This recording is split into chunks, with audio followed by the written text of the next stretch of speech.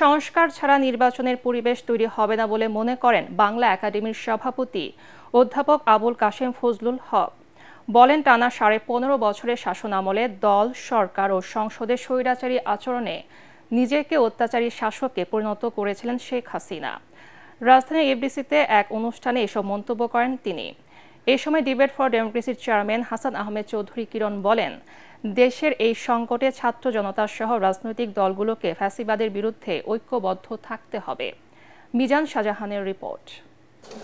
Debate for ডেমোক্রেসির নিয়মিত আয়োজন ছায়া সংসদ বিতর্ক প্রতিযোগিতা।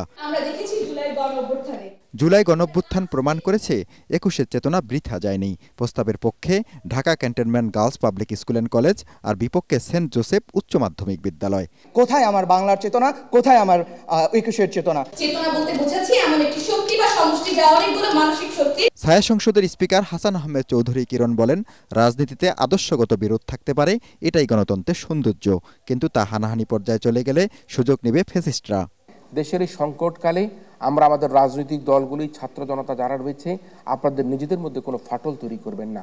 যদি ফাটল তৈরি হয় তাহলে কিন্তু ফ্যাসিস্টদের আগমন আবার ঘটতে পারে। ছাত্ররা যারা রাজনীতি আসছেন নিশ্চয়ই রাজনীতি করবা, তাদের অধিকার রয়েছে।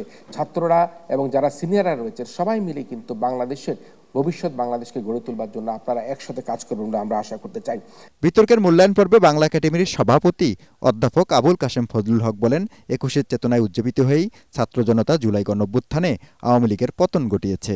এত বেশি সংখ্যক মানুষকে কারারুদ্ধ করে রেখেছে যে এর দ্বারা আমাদের প্রধানমন্ত্রী তখনকার নিজেকে একজন অত্যাচারী শাসক হিসেবে প্রমাণ করেছেন।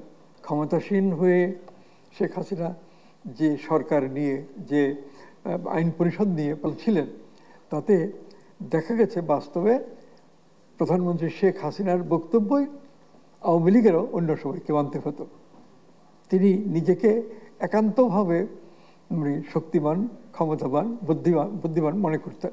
নাগরিক সমাজের এই প্রতিনিধিরা বলেন, আবার যেন দেশে স্বৈরাচারী শাসন ফিরে না আসে, সেজন্য ৫২-র ভাষা আন্দোলন ও জুলাই বিপ্লবের চেতনার পরিপন্থী কর্মকাণ্ড থেকে বিরত থাকতে হবে। আওয়ামী লীগ, বিএনপি, জাতীয় পার্টি এবং বামপন্থী দলগুলো যে ভূমিকা পালন করেছে, এইটাকে অব্যাহত রেখে সুষ্ঠু নির্বাচন হবে না। অবশ্যই এখানে প্রশাসনে নীতিবিধিগত এবং কাজ করার যে পন্থা, এগুলো সংস্কার করতে হবে। আমরা যখন দেখি মাজার ভাঙা হচ্ছে, আমরা যখন আবার দেখি লালন উৎসব বন্ধ করে দেওয়া হচ্ছে, আমরা যখন দেখি শহীদ মিনার ভাঙা হচ্ছে, তখন আমাদের মনে ব্যথা লাগে।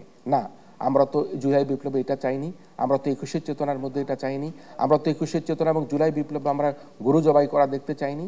আমরা চেয়েছি যাতে বৈষম্যহীন একটা বাংলাদেশ তৈরি হয়। বিতর্ক প্রতিযোগিতায় বিজয়ী হয় Dhaka cantonment girls public school and college. পরে চ্যাম্পিয়ন ও রানার আপ দলের হাতে পুরস্কার তুলে দেন অতিথিরা। মিজান শাহজাহান, এটিএন বাংলা, ঢাকা।